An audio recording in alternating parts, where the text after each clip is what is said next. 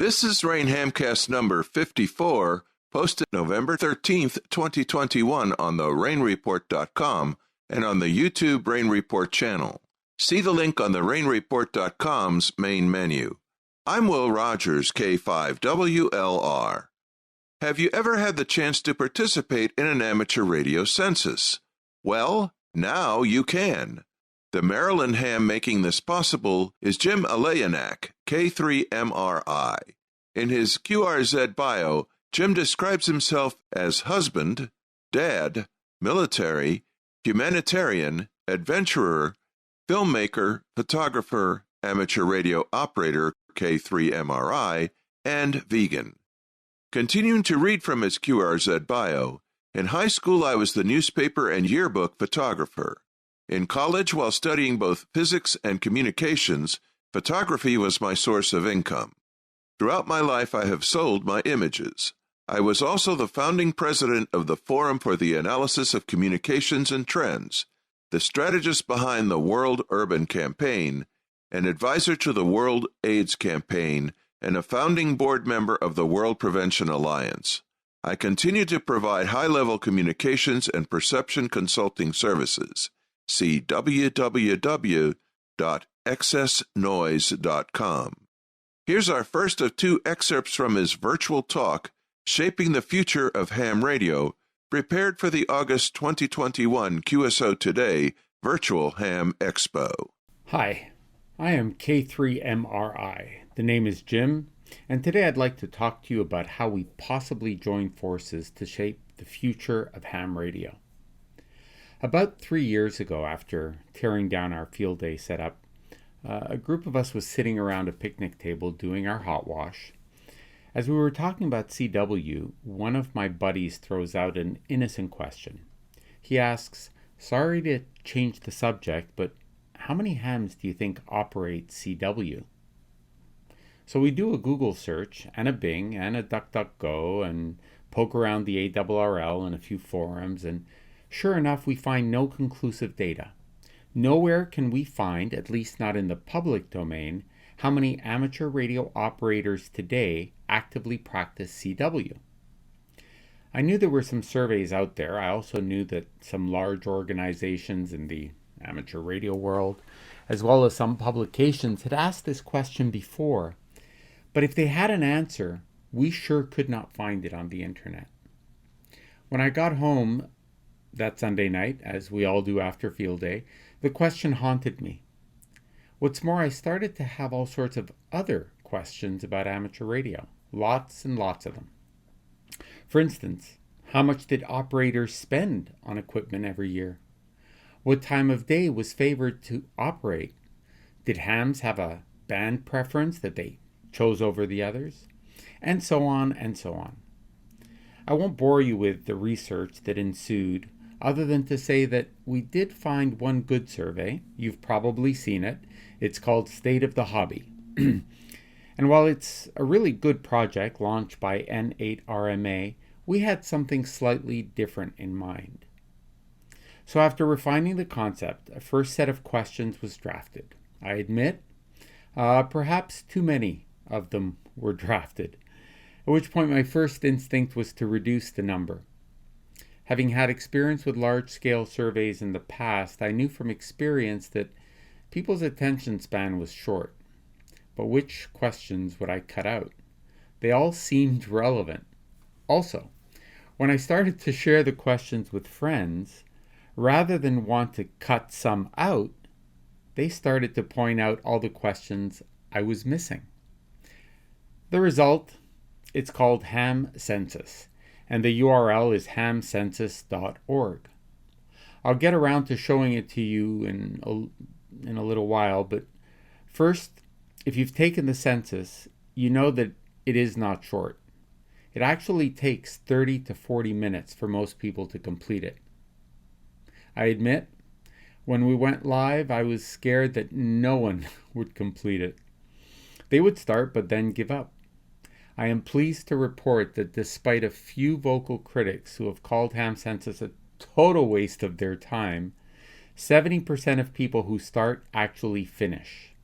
By survey standards, That is a huge number. What's more, people have been sending me reviews and ratings that show me we are on the right track. So what was I going to do with all this data? When we launched, I was treated to a barrage of negatives. You're going to resell my data, aren't you? My data isn't safe with you. I don't want to give you my name. Why can't I do this anonymously? And so on and so on. Rather than get into a shouting match, I let it go. But frankly, as operators, the whole world knows our name and address. And it does not take a genius to deduce that if I have your call sign, you likely have an ARRL address or a RAC address. What's more, not only do we not sell our data, it's exclusively for your usage, 100%. All we ask is that you finish the census. Once you finish, that's it. You get to see all the data. And my favorite, you get to see it in real time. Every time someone answers, the graphs are updated. Have we been successful? It depends how you measure success. If you ask my wife, she'll tell you I keep spending money on ham stuff. And that includes both ham census and my other pet project, ham community. But from the bottom of my heart, I believe that we have been successful because people have taken the census seriously. One section in particular. You see, after I had finished the final draft of questions, the multiple choice questions, I realized that I was not giving participants an actual voice. Sure, I could have asked them what they thought of something, but that if I let them send an actual message to amateur radio's key stakeholders, that might be more powerful. We did just that. The census ends with 3 questions, asking census participants to deliver their own message to authorities and associations such as the FCC, ARRL, RAC, or any other national or international body. Secondly, they could speak to manufacturers directly, give manufacturers a message. And lastly, we asked them what they would like to say to other hams. And this is where I would like to begin today. I'd like to read you some of the very thoughtful messages that have been written, and I have confirmation read by many in the industry who had not until now had a source of direct, unbiased feedback from operators. Let's start with a selection of messages written by hams to manufacturers. And here I quote, without corrections or editing of any kind. I quote, ARRL, more emphasis on bringing young people into the fold. End quote. This I've seen over and over, a call for more young people, but we know this. We talk about this a lot. The challenge, of course, does remain how, but that's for another day. We also get some more technical messages, such as digital modes should be regulated by bandwidth, not by baud rate. Another common theme is enforcement. One participant says, I quote, we have all kinds of regulation in CFR 97, but there is very little policing. We need to have more, better enforcement. Operators are also sensitive to the reduction of our bands. I quote, please stop selling our bands for commercial usage. And while some comments are short, others are much longer. Here is one that I found particularly eloquent. He or she says, please continue to recognize that this hobby is one in which people are deeply passionate. For many, it is the hobby of their lifetime. For some, it is the only creative, technical, social outlet they have. Please do work to keep the heart of amateur radio beating. The passion and love for this hobby needs to be protected as much as the frequencies. What helps the passion... I'm still quoting. What helps keep the passion going? Protecting the frequencies, eliminating interference caused by consumer non-ham gadgets, and loudly stating that this radio service is important to the nation. He or she continues, idea. Include a note about how important amateur radio is to the nation when you publish the next news release about the latest fine issued to someone for malicious interference. So these are some of the messages aimed at authorities and associations. Next, let's look at some aimed at manufacturers. Presumably an old-timer suggests that we need, I quote, more kit radios, like in the Heathkit days. And not everyone is critical. Some seem really happy, like this respondent who seems actually quite grateful. He or she says, I quote, "Thanks for supporting us. Today's gear is top-notch and getting better all the time." Yet another exclaims, I quote, "Keep up the good work." But ultimately, the critical ones outnumber the favorable ones. Here are a few in rapid fire. I quote, "More durable gear, please." Or I quote, "Your Pactor modems are too expensive." Or again, I quote, "Repair parts become unavailable way too soon. Should make it easier for third-party repair shops." And the last one I'd like to read on the manufacturer's column many consider to be very valuable. The comment is, I quote, "It feels to me that mid to top line radios are being manufactured only to be replaced by the next latest greatest a couple of years later. Please commit to a really solid rig. Promise to support it. Update it with firmware and new features and make it last." He or she continues, "Hams want to buy in for the long haul."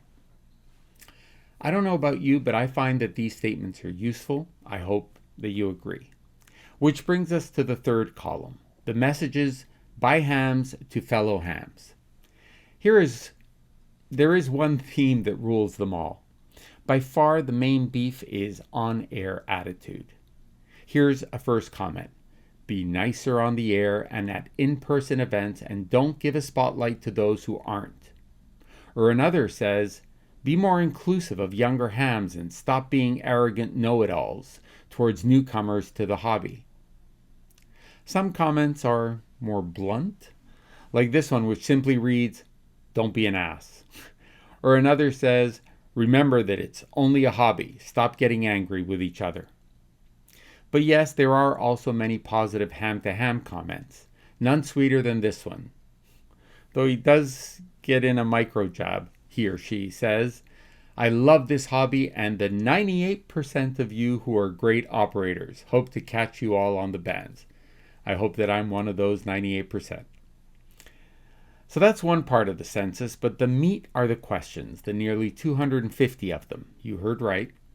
But like I said earlier, you might hate me for it, but most who take the census end up agreeing that the time was well spent. Now, rather than picking out specific data in advance, I thought I would just scroll down the results and comment as I go until I run out of time. So let me show you.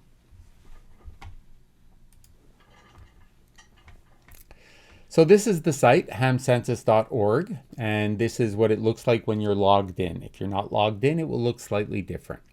And this is the home page. I list the latest people who have filled out the survey, the countries they're from, etc. And I'll let you go through that on your own. What I'd like to do today is go straight to the heart of our talk, which is the results. There are two main results sections: the actual graphs, which we'll get to in a moment, and the hopes and frustrations, which is what I just read you. So I'm just going to show it to you so that you recognize it if you do come to the site. So messages of hope and frustration.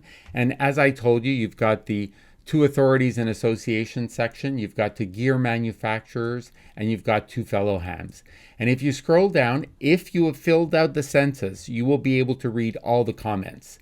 Let me just pull one out. This is to manufacturers. Base output power should be 200 watts. Increase the sensitivity and performance of receivers. Okay. I'll scroll down a bit more. Making the features of your products as easy to access as possible. COM ports and computer interfaces are great. Again, I haven't picked these out. I'm just scrolling down, and here's a short one. So this is to authorities and associations. Increase enforcement of on-air infractions. More needs to be done to limit the proliferation of radio frequency interference within the amateur radio bands. So again, as I mentioned before, enforcement seems to be a big thing. Anyway, this thing continues for a long ways, and then you can go to the next page, and there are indeed lots and lots and lots of comments to read. Okay, so now let's go to the second, or to the first part of the results, which is the graphs.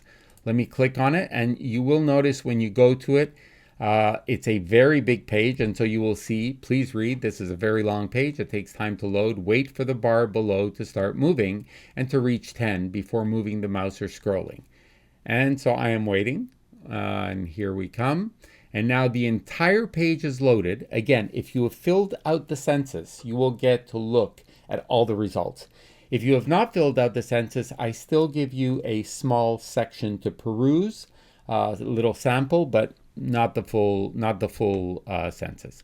So again, I'm just going to scroll down and pick a few out. So do you consider yourself a very active ham, active, occasional, rare?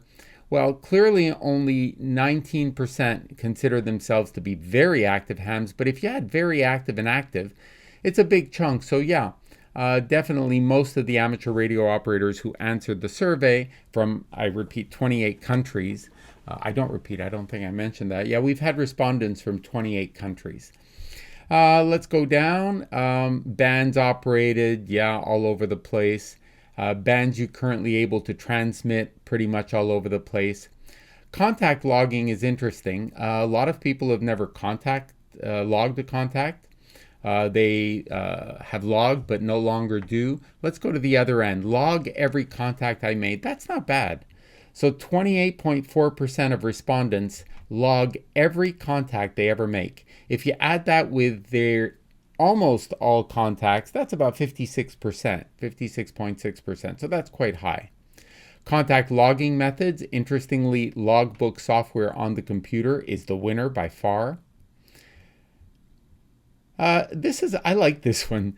I asked people your two favorite HF operating time slots, and sure enough, mid-evening, early to mid-evening. So probably for both propagation reasons and you've just gotten back from work and that's when you turn on your rig. Power is, I expected this one. Most people operate at 100 watts. You have a few of them up here at 1500, but very few. You can see the layout of the graph. There are more people at QRP, at the QRP end than at the QRO end. Quite a bit of QRP here on the left. Farthest contact is interesting. By far, it was halfway around the world. A couple of people managed to go the long route and go all the way around. That's pretty impressive. Digital modes, FT8 by far. There you go. CW is an interesting one. So percentage of your total operating done in CW. The 0% and 10% win overall by far. But you still get 8.5% who do 90% of their operating, and 2.4% do 100% of their operating. So there is still a CW. Let's see. If I come as far down as 50%, so you've got about a quarter of operators do at least 50% of their operating on CW. I find that quite interesting. This is their speed of transmission. So CW sending 20, transmit is 20, is the big winner. Receive ever so slightly slower at 15. Which shows me, by the way, that people are being honest, because obviously people transmit a little bit faster. So this was a really good judge of, clearly people are not into SHF and EHF, unfamiliar. In fact, look at that, 88% are unfamiliar with operating in those bands. So clearly there is a lot of work to be done. And I think that's what I wanted to accomplish with the census. I say it's we, because there were several of us involved, but we wanted to find opportunities for the amateur radio world to develop in. So if I were looking at this, I would say, hey, there is a great opportunity here to get people into a field that they are completely neglecting. And that includes manufacturers, of course. Anyway, this is an interesting one before I stop. How many HTs? I love this one. 16% of respondents have over, look at that, over 6 HTs. I find that extraordinary. I love that. Activations. This is interesting. People who have given over-the-air assistance, and the one before is if they have been involved in MCOM, and there is interest in MCOM. Here it is, right. Involvement in emergencies. Have you ever been involved in MCOM? So this is never. But look at the participated in real world situations. So 17.8% of respondents say that they have actually participated in a real world MCOM situation. Anyway, that's it. Look, if I scroll down real quick, you'll see that it's actually, let me just do the page down. You'll see that it's, I mean, I don't know if you can see this on the recording, but there are a lot of graphs. I'm still not at the bottom. There we go. I got to the bottom. What was my last question? How will radio amateur be doing in 5 years? That's an interesting one. 8. So people are positive. This was, by the way, 10 was the most favorable. So people believe in amateur radio. And how is it doing now? It's a little bit less. So if you look at this, it means that people think that it's going to get better. They think that it's currently in the 6, 7, 8 range, and they believe that it's going to go up to the 7, 8, 9, 10 range. So I'm encouraged by the results of the census. So let me park it right back at the top. Actually, I can just do home, and it should go there. And let me bring it back to the home page, and let me come back to you over here, and let me wrap up. So that's ham census. But before I actually do wrap up, I think it would be right for me to give you my own take on the future of ham radio. You've just heard our first excerpt from Shaping the Future of Ham Radio, a virtual talk prepared for and presented to the August 2021 QSO Today Virtual Ham Radio Expo by Jim Alyanak, K3MRI, the founding president of the Forum for the Analysis of Communications and Trends, the strategist behind the World Urban Campaign, an advisor to the World AIDS Campaign, and a founding board member of the World Prevention Alliance. We'll bring you our second excerpt from his virtual amateur radio census talk in RAIN Hamcast number 55, scheduled to post November 27th, 2021. The RAIN Hamcast is copyright 1985-2021 RAIN. All rights are reserved. RAIN programming is made available under a Creative Commons license.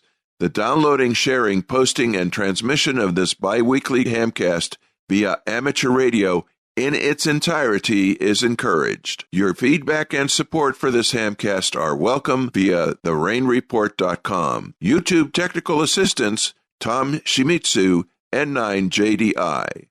I'm Will Rogers, K5WLR, bidding you very 73.